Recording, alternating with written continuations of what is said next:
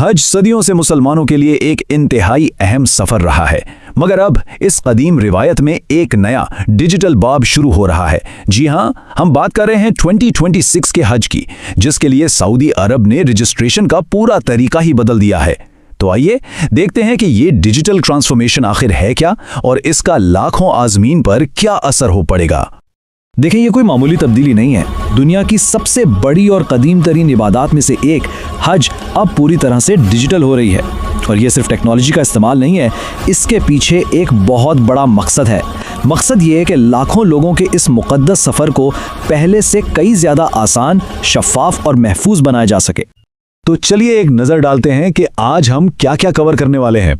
हम इस डिजिटल सफ़र के आगाज़ से शुरू करेंगे, फिर निसाक प्लेटफॉर्म को समझेंगे, रजिस्ट्रेशन का पूरा प्रोसेस स्टेप बाय स्टेप देखेंगे, फैमिली और गाइड्स के लिए क्या खास है इस पे बात करेंगे, और हाँ, सबसे ज़रूरी ऑनलाइन फ्रॉड से कैसे बचना है ये भी जानेंगे, और आखिर में इस सब का हज के मुस्तकबिल पर क्या असर होगा इस पर गौर करेंगे।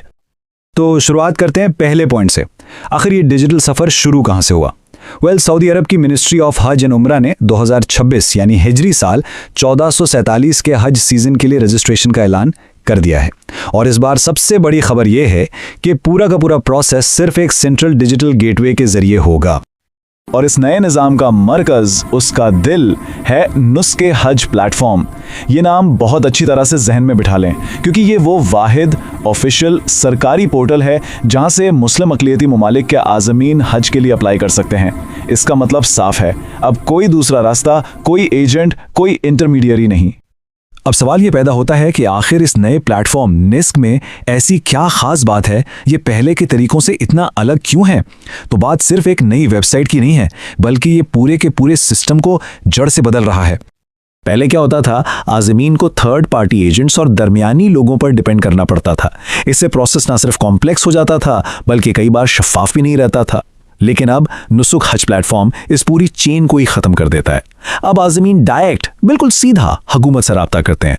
इससे पूरा सिस्टम इंतहाई मुनज़्ज़म और सीधा सरकारी निगरानी में आ गया है। तो इस सब का फायदा क्या है? सीधी सी बात है, आज़मीन को मिलती है डायरेक्ट एक्सेस, सिस्टम में आती है ट्रांसपेरेंसी यानी शफाफियत, और सबसे बढ़कर सरकारी सिक्योरिटी और निगरानी की गारंटी। रजिस्ट्रेशन से लेकर पेमेंट तक हर चीज़ एक ही जगह, एक ही प्लेटफॉर्म पर, आसानी से।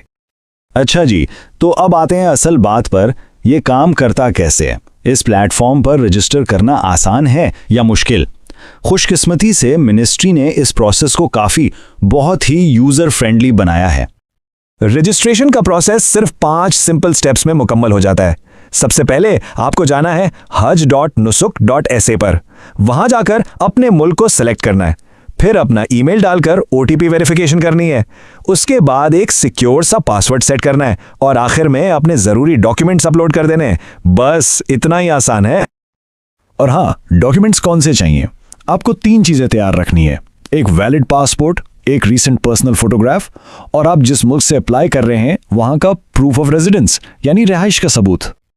ये प्लेटफॉर्म सिर्फ इनफरादी आज़मीन के लिए नहीं है, बल्कि इसमें फैमिलीज और उन लोगों का भी खास ख्याल रखा गया है जो गाइड के तौर पर अपनी खिदमत पेश करना चाहते हैं।